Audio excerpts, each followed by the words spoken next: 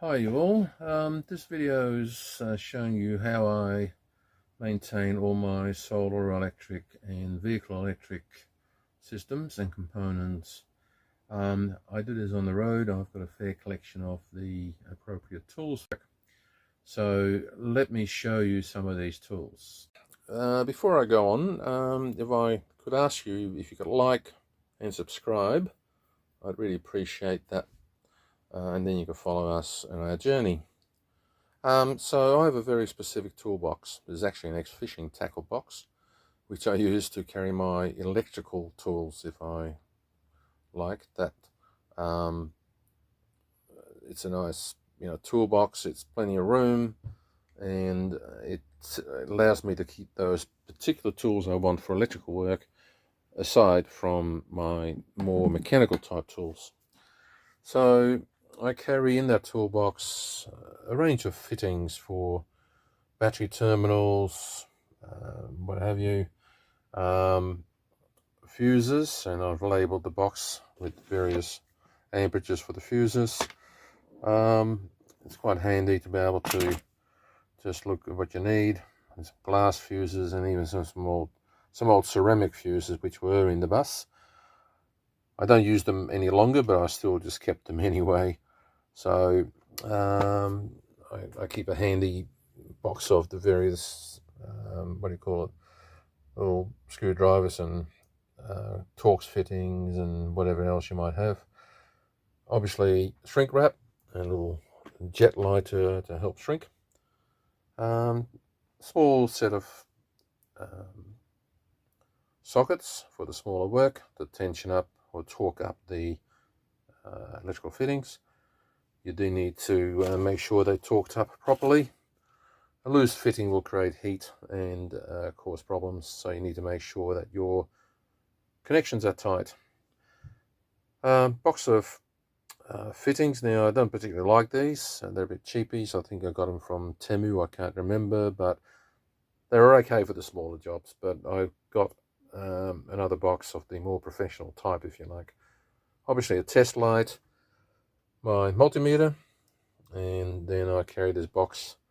Handy, very handy box. You can have all your little components in it, and handy to just tip out and put them back in. There's various bits in there, handles and plugs, terminators, etc. Fuses. Always got a big array of zip ties. Then I've got my crimping tool and cable cutter and stripper. I am going to get a more professional one than this. This one works okay, but I'd like to get a better one.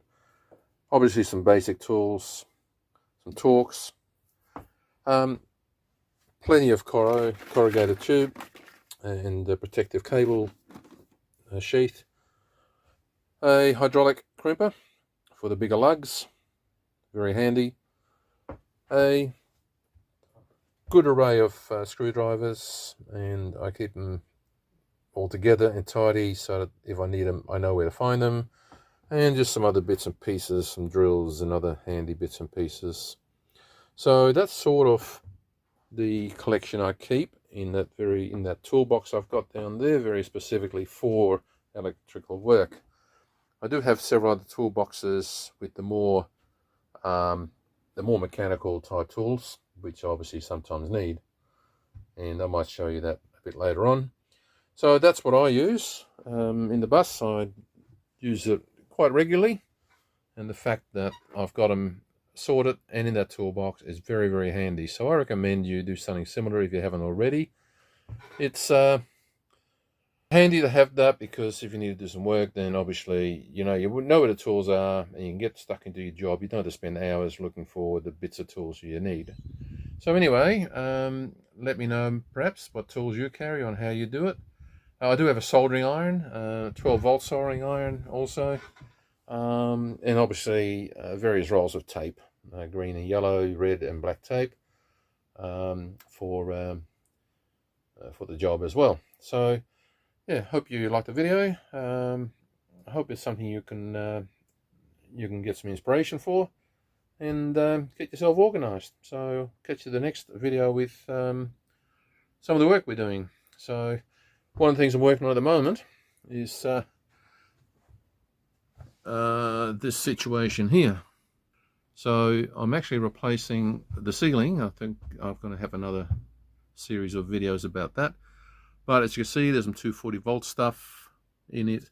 There's some LED light fittings and some 12 volt stuff.